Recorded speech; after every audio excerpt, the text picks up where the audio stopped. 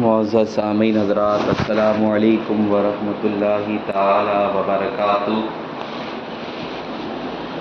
نحمدہ ونصلی ونسلم علی رسولہ الکریم، اما بعد، قال اللہ تبارک و تعالی فی القرآن المجید والفرقان الحمید، فاعوذ باللہ من الشیطان الرجیم، بسم اللہ الرحمن الرحیم۔ الا ان اولیاء اللہ لا خوف علیہم ولا هم یحزنون الذین آمنوا وکانوا یتقون۔ صدق اللہ المولانا العظیم وبلغنا رسولہ النبی الامین المتین الکریم، ونحن علی ذلک لمن الشاہدین والشاکرین والحمد للہ رب العالمین۔ بادۂ توحید کے متوالو، شمع رسالت کے پروانوں، غوث و خواجہ کے چاہنے والوں، اولیاء امت کے جانثاروں، قرآن کریم کے فداکاروں، سب سے پہلے ہم تمامی حضرات مل کر آقا نامدار، مدنی تاجدار، دونوں جہاں کے مالک و مختار، نائب پروردگار، ہم غریبوں کے غمگسار جناب احمد مجتبیٰ محمد مصطفیٰ صلی اللہ علیہ وسلم کی بارگاہ بے کس پناہ میں جھوم جھوم کر درود و سلام کی ڈالی نچھاور کرے پڑے بابا سے بلند، اللہم صلی علی سیدنا شفینا نبینا مولانا محمد وبارک وسلم صلی اللہ تعالی علیہ وسلم۔ سامعین محترم، اللہ تبارک و تعالی جل مجدہ الکریم اپنی پیارے کلام قرآن مجید والفرقان حمید میں ارشاد فرماتا ہے، الا ان اولیاء اللہ لا خوف علیہم ولا هم یحزنون الذین آمنوا وکانوا یتقون لهم البشری فی الحیاۃ الدنیا وفی الآخرہ لا تبدیل لکلمات اللہ۔ سنو، بے شک اولیاء اللہ کو نہ کوئی خوف ہے، نہ وہ غمگین ہوئے، نہ وہ غمگین ہوں گے۔ یہ وہ ہے جو ایمان لائے اللہ تعالیٰ پر اور پرہیزگاری اختیار کرتے ہیں۔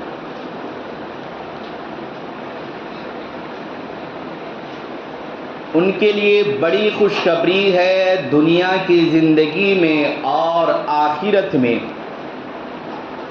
اللہ تبارک و تعالی جل مجدہ الکریم کی باتیں بدل نہیں سکتی، اور یہی ان کے لیے بڑی کامیابی ہے۔ اللہ تبارک و تعالی جل مجدہ الکریم نے اس آیت بینات میں اپنے نیک بندے اولیاء کاملین، بزرگان دین رحمت اللہ تعالی علیہ مجمعین کے متعلق ارشاد فرمایا، ان کی تعریفیں کی، ان کے اوصاف، ان کی صفتیں بیان فرمائی، خوف اور غم کے متعلق۔ اس کے ساتھ ساتھ اللہ تبارک و تعالی جل مجدہ الکریم نے ایک تعریف یہ بھی فرمائی کہ اللہ کا ولی ایمان والا ہوتا ہے اور متقی ہوتا ہے۔ لہذا یہ آیت کریمہ ہماری رہنمائی فرما رہی ہے۔ یہ آیت کریمہ ہم سے کہہ رہی ہے کہ جو بھی اللہ تعالیٰ کا ولی ہوگا وہ ایمان والا ہوگا اور متقی پرہیزگار ہوگا۔ سامعین محترم، اللہ تبارک و تعالیٰ کے ولیوں کو ایمان کی بدولت، ان کے اتقاء، وہ پرہیزگاری کی وجہ سے اللہ تبارک و تعالی جل مجدہ الکریم کا قرب خاص حاصل ہو جایا کرتا ہے، اور وہ اللہ تبارک و تعالی جل مجدہ الکریم کے برگزیدہ بندے بن جایا کرتے ہیں۔ ہمارے پیارے آقا صلی اللہ تعالی علیہ وسلم اولیاء کرام کے شان میں یہاں تک ارشاد فرماتے ہیں، بیان فرماتے ہیں، الذین اذا رأوا ذکر اللہ، یعنی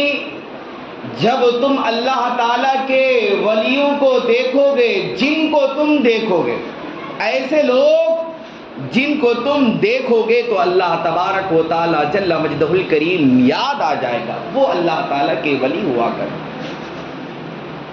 عارفین اس حدیث کے متعلق ارشاد فرماتے ہیں، وہ بیان فرماتے ہیں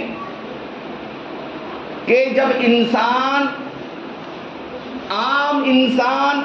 مومن، عام بندہ جب اللہ تبارک و تعالی جل مجدہ الکریم کے نیک بندے اولیاء کرام کی صحبت اختیار کرتا ہے، ان کے قرب میں بیٹھتا ہے، ان کی صحبت کی وجہ سے، ان کے قرب کی وجہ سے انہیں اللہ تبارک و تعالیٰ کا ذکر نصیب ہوتا ہے، وہ اللہ تعالیٰ کا ذکر کرنے لگتے ہیں، اور دنیا کی فکر اور دنیا کی خواہشات وہ کم ہوتے ہوئے ان کے پاس کمی محسوس ہوتی بھی دکھائی دیتے ہیں۔ اور عارفین یہاں تک بیان فرماتے ہیں کہ جس نے اللہ تعالیٰ کے ولیوں کی صحبت اختیار کی، اسے اللہ تبارک و تعالی جل مجدہ الکریم کی محبت، اللہ تبارک و تعالی جل مجدہ الکریم کی خشیت، اللہ تبارک و تعالی جل مجدہ الکریم کا اخلاص، اللہ تبارک و تعالی جل مجدہ الکریم کا احسان، اللہ تبارک و تعالی جل مجدہ الکریم پر توکل و زہد،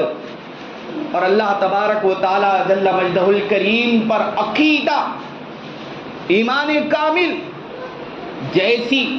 روحانی و ایمانی صفات انسان کو اللہ تبارک و تعالی جل مجدہ الکریم کے ولیوں کی صحبت کی وجہ سے پیدا ہو جاتی ہے۔ سبحان اللہ، محبت بھی، خشیت بھی، اخلاص بھی، احسان بھی، زہد بھی، تقوی بھی، ایسی بڑی بڑی چیزیں جو انسان کو اولیاء اللہ کی صحبت سے مل جاتی ہے۔ یہ اولیاء اللہ کی معرفت ہے، پہچان ہے، یہ ان کی شان، یہ ان کی عظمت ہے کہ اللہ تبارک و تعالیٰ کا جب انہوں نے ذکر کیا تو اللہ تبارک و تعالیٰ جل مجدہ الکریم نے انہیں وہ مقام عطا فرمایا۔ اسی لیے تو شاعر کیا ہی خوب ارشاد فرماتا ہے کہ نہ تخت و تاج میں نہ لشکر و سپاہ میں ہے، نہ تخت و تاج میں نہ لشکر و سپاہ میں ہے، جو بات بارگاہ ولی اللہ کے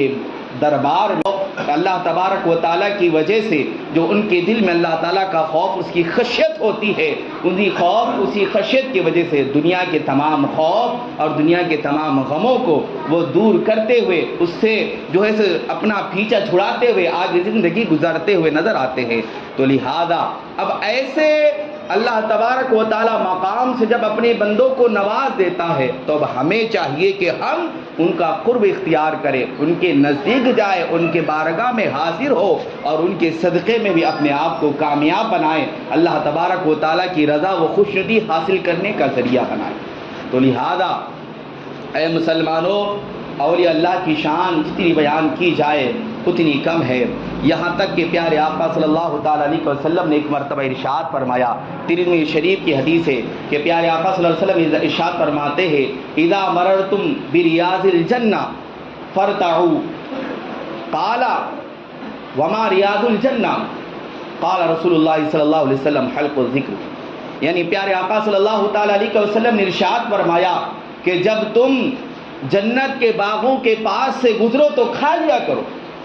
پوچھنے والوں نے پوچھا، سوال کرنے والوں نے سوال کیا کہ یا رسول اللہ صلی اللہ تعالیٰ علیہ وسلم وہ جنت کے باغ کیا ہے؟ تو پیارے آقا صلی اللہ تعالیٰ علیہ وسلم نے ارشاد فرمایا کہ اولیاء اللہ کے ذکر کے جو حلقے ہوا کرتے ہیں وہی جنت کے باغ ہوا کرتے ہیں، تم اس میں جایا کرو، اس میں شریک ہوا کرو، ان کے ساتھ ذکر کیا کرو اور اس سے لبریز ہو کر اللہ تبارک و تعالیٰ کی رضا و خوشنودی حاصل کیا کرو۔ تو سامعین محترم، اولیاء اللہ تبارک و تعالیٰ کے قرب کی وجہ سے جو ذکر کے حلقے ہوا کرتے ہیں، جو مجالس ہوا کرتے ہیں، جب انسان اس میں جاتا ہے اور اس میں شریک ہوتا ہے، حدیث میں شریف کی حدیث قدسی ہے، اللہ تبارک و تعالی جل مجدہ الکریم ارشاد فرماتا ہے لا یشقی لہم جلیس، یعنی جو لوگ، جو انسان، جو بندہ، جو مومن، جو مسلمان اولیاء اللہ کے حلق کے ذکر میں بیٹھ جائے، اس مجلس میں چلے جائے، تو فرماتے ہیں اللہ تعالیٰ ارشاد فرماتا ہے، کتابوں میں لکھا ہوا ہے، علماء کرام بیان فرماتے ہیں کہ وہ بندہ جب اولیاء کرام کے حلقوں کے ذکر میں چلے جاتا ہے، نہ وہ بھی بد نصیب ہوتا ہے، نہ وہ محروم ہوتا ہے جو ان کے ذکر میں چلے جاتا ہے۔ پتہ چلا، معلوم ہوا کہ جو ذکر کے حلقوں میں بیٹھتا ہے وہ بھی بد نصیب و محروم نہیں ہوتا، تو اولیاء اللہ کرام کہاں سے بد نصیب ہو سکتے ہیں؟ کہاں سے اللہ تبارک و تعالیٰ کی نعمتوں اور رحمتوں برکتوں سے بد نصیب ہو سکتے ہیں؟ آج کہا جاتا ہے کہ آپ کو جو لینا ہے اللہ تبارک و تعالیٰ سے لو۔ کہاں درگاہوں پر جاتے ہیں، کہاں پر غوث پاک کی نیاز کرتے ہو، کہاں ان کے نام پر اپنے پیسوں کو لٹاتے ہو، کہاں ان کے نام پر جلوس جلسہ کرتے ہو، تو یہ فضول خرچی ہے۔ لہذا یہ لوگ ایسے ہیں جو اللہ تبارک و تعالیٰ کے بزرگان دین کے شان میں گستاخیاں کرتے ہیں، اور ہمارا جو وابستہ، جو ہمارا وسیلہ ان سے ہے، اس وسیلے کو، اس وابستگی کو وہ ہم سے توڑنا چاہتے ہیں اور ہمیں اولیاء اللہ سے دور کرنا چاہتے ہیں۔ ایسی ایسی نعمتیں جو اللہ تبارک و تعالی جل مجدہ الکریم اپنے نیک بندوں اولیاء کامرین کے قرب کی وجہ سے، ان کی نزدیکیوں کی وجہ سے، ان کی بارگاہ میں حاضری کی وجہ سے جو اللہ تعالیٰ دیتا ہے، اسے ہمیں روکنا چاہتے ہیں۔ تو لہذا اے مسلمانوں، ہم جو ہے سو کسی ایرے گیرے نتو خیرے کی باتوں میں نہ آئیں، بلکہ اللہ تعالیٰ کے ولیوں کے قرب میں جایا کرے، ان کی بارگاہ کی حاضری دیا کرے، اور اللہ تبارک و تعالیٰ جل مجدہ الکریم کو راضی کیا کرے اور اپنی آخرت کو سنوارا کرے۔ تو اللہ تبارک و تعالیٰ ہمیں بد نصیب لوگوں میں، محروم لوگوں میں شمار نہیں کرے گا، بلکہ اللہ تعالیٰ کی رحمتیں برکتیں ہم پر اترتے رہے گی اور ہم نصیب والے بن جائیں گے اور اللہ تبارک و تعالیٰ کی نعمتوں کو حاصل کرنے والے بن جائیں گے۔ اللہ تبارک و تعالیٰ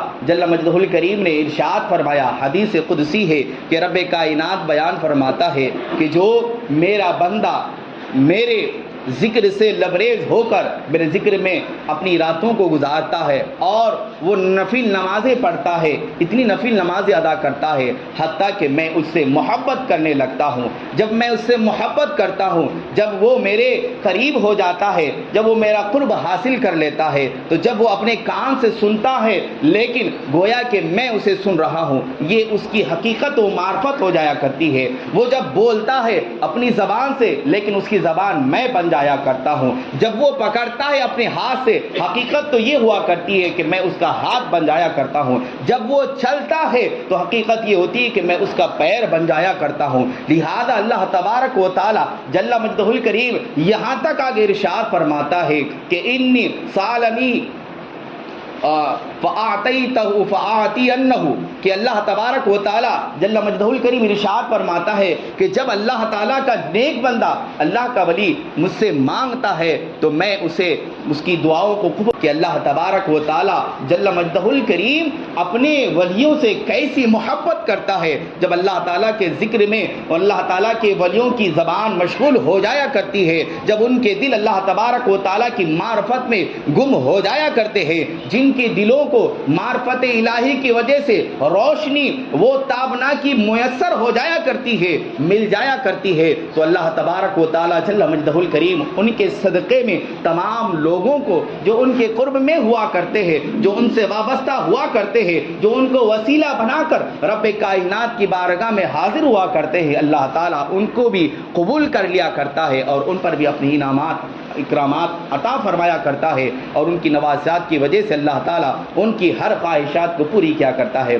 تو لہذا یہ اللہ تعالیٰ کے ولی ہے جن کا مقام قرآن و حدیث سے ثابت ہو گیا، تو اب ہمیں چاہیے کہ ہم اللہ تبارک و تعالیٰ جل مجدہ الکریم کو راضی کریں اور اللہ تبارک و تعالیٰ کے ولیوں کا قرب حاصل کریں۔ آج ہمارا ماحول یہ ہو گیا ہے، 5 وقت مسجد سے اذانیں آتی ہے، حیا علی الصلاۃ حیا علی الفلاح۔ آج ہم ہمارے گھروں میں بیٹھے ہوئے ہیں، نمازوں کے لیے نہیں آتے ہیں، اور ہم اللہ تبارک و تعالیٰ کی عبادت و بندگی نہیں کرتے ہیں، ہم ہمارے دلوں کو اللہ تبارک و تعالیٰ کے ذکر میں مشغول نہیں رکھتے ہیں، ہم ہماری زبانوں کو اللہ تبارک و تعالیٰ کی عبادت و ریاضت سے روکتے ہوئے نظر آتے ہیں۔ تو لہذا جب ہم ہماری زبانوں کو، ہمارے دلوں کو اللہ تبارک و تعالیٰ کے ذکر سے روکیں گے تو کل قیامت کے دن